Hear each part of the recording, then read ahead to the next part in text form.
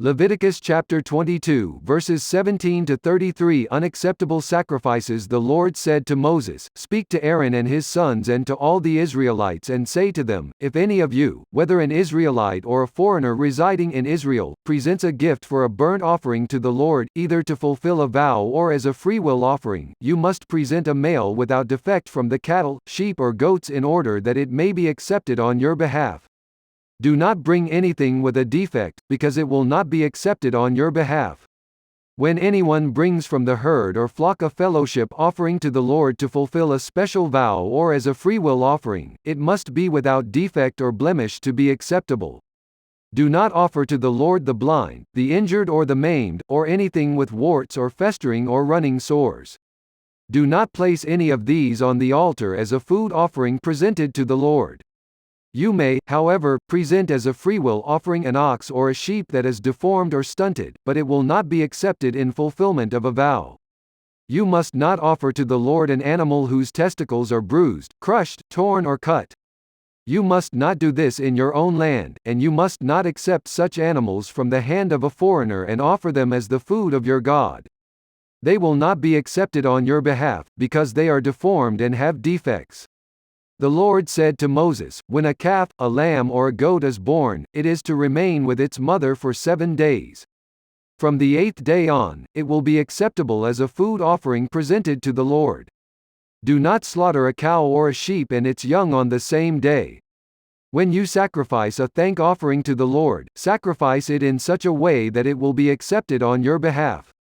It must be eaten that same day, leave none of it till morning. I am the Lord. Keep my commands and follow them. I am the Lord. Do not profane my holy name, for I must be acknowledged as holy by the Israelites. I am the Lord, who made you holy and who brought you out of Egypt to be your God. I am the Lord. Leviticus chapter 23. The appointed festivals. The Lord said to Moses, "Speak to the Israelites and say to them, these are my appointed festivals, the appointed festivals of the Lord, which you are to proclaim as sacred assemblies. The Sabbath. There are 6 days when you may work, but the 7th day is a day of Sabbath rest, a day of sacred assembly. You are not to do any work, wherever you live, it is a Sabbath to the Lord.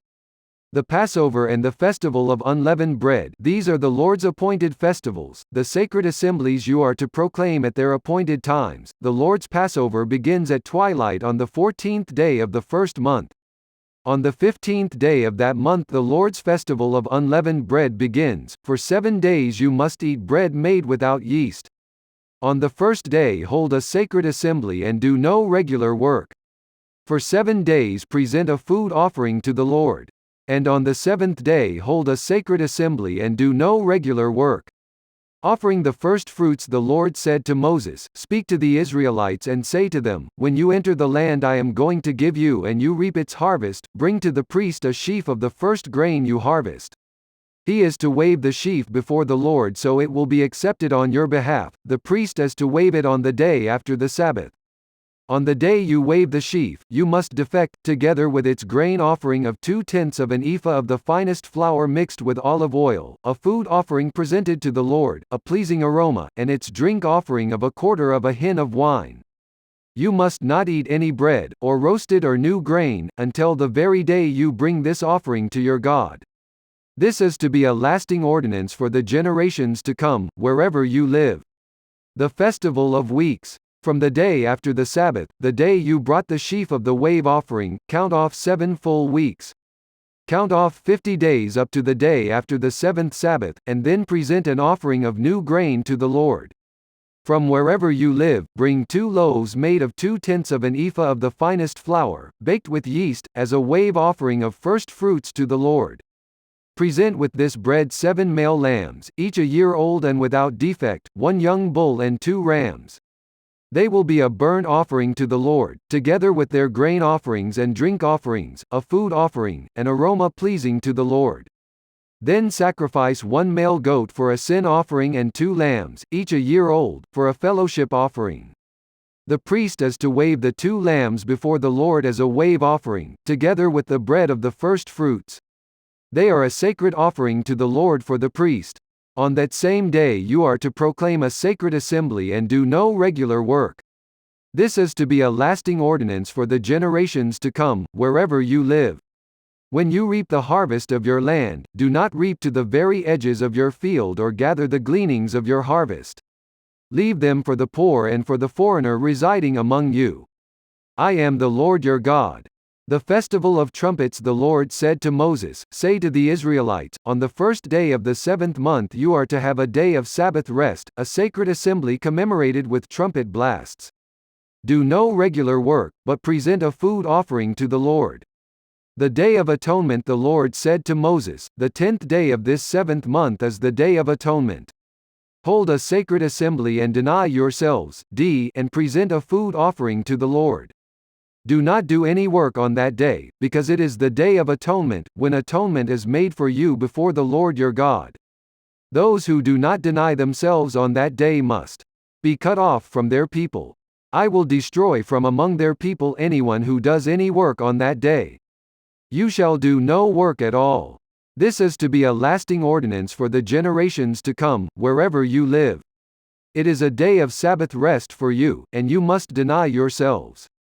From the evening of the 9th day of the month until the following evening you are to observe your Sabbath. The Festival of Tabernacles. The Lord said to Moses, "Say to the Israelites, on the 15th day of the 7th month the Lord's Festival of Tabernacles begins, and it lasts for 7 days. The first day is a sacred assembly, do no regular work. For 7 days present food offerings to the Lord, and on the 8th day hold a sacred assembly and present a food offering to the Lord. It is the closing special assembly, do no regular work.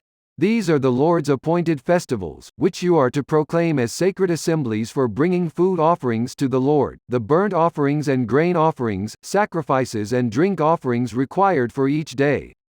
These offerings are in addition to those for the Lord's Sabbaths and in addition to your gifts and whatever you have vowed and all the freewill offerings you give to the Lord. So beginning with the 15th day of the 7th month, after you have gathered the crops of the land, celebrate the festival to the Lord for 7 days. The first day is a day of Sabbath rest, and the 8th day also is a day of Sabbath rest. On the first day you are to take branches from luxuriant trees, from palms, willows and other leafy trees, and rejoice before the Lord your God for 7 days.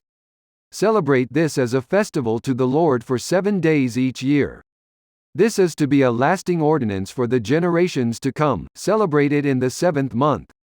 Live in temporary shelters for 7 days, all native-born Israelites are to live in such shelters so your descendants will know that I had the Israelites live in temporary shelters when I brought them out of Egypt. I am the Lord your God." So Moses announced to the Israelites the appointed festivals of the Lord. Mark chapter 9 verses 30 to 50. Jesus predicts his death a second time. They left that place and passed through Galilee. Jesus did not want anyone to know where they were, because he was teaching his disciples. He said to them, "The Son of Man is going to be delivered into the hands of men. They will kill him, and after 3 days he will rise." But they did not understand what he meant and were afraid to ask him about it. They came to Capernaum. When he was in the house, he asked them, "What were you arguing about on the road?" But they kept quiet because on the way they had argued about who was the greatest. Sitting down, Jesus called the 12 and said, "Anyone who wants to be first must be the very last, and the servant of all." He took a little child whom he placed among them. Taking the child in his arms, he said to them, "Whoever welcomes one of these little children in my name welcomes me, and whoever welcomes me does not welcome me but the one who sent me. Whoever is not against us is for us." "Teacher," said John, "we saw someone driving out demons in your name and we told him to stop, because he was not one of us." "Do not stop him," Jesus said. "For no one who does a miracle in my name can in the next moment say anything bad about me, for whoever is not against us is for us. Truly I tell you, anyone who gives you a cup of water in my name because you belong to the Messiah will certainly not lose their reward." Causing to stumble, if anyone causes one of these little ones, those who believe in me, to stumble, it would be better for them if a large millstone were hung around their neck and they were thrown into the sea. If your hand causes you to stumble, cut it off. It is better for you to enter life maimed than with 2 hands to go into hell, where the fire never goes out. And if your foot causes you to stumble, cut it off. It is better for you to enter life crippled than to have 2 feet and be thrown into hell. And if your eye causes you to stumble, pluck it out. It is better for you to enter the kingdom of God with 1 eye than to have 2 eyes and be thrown into hell, where the worms that eat them do not die, and the fire is not quenched. Everyone will be salted with fire. Salt is good, but if it loses its saltiness, how can you make it salty again? Have salt among yourselves, and be at peace with each other. Mark chapter 10 verses 1-12. Divorce. Jesus then left that place and went into the region of Judea and across the Jordan. Again crowds of people came to him, and as was his custom, he taught them. Some Pharisees came and tested him by asking, "Is it lawful for a man to divorce his wife?" "What did Moses command you?" he replied. They said, "Moses permitted a man to write a certificate of divorce and send her away." "It was because your hearts were hard that Moses wrote you this law," Jesus replied. "But at the beginning of creation God made them male and female. For this reason a man will leave his father and mother and be united to his wife, and the two will become one flesh. So they are no longer two, but one flesh. Therefore what God has joined together, let no one separate." When they were in the house again, the disciples asked Jesus about this.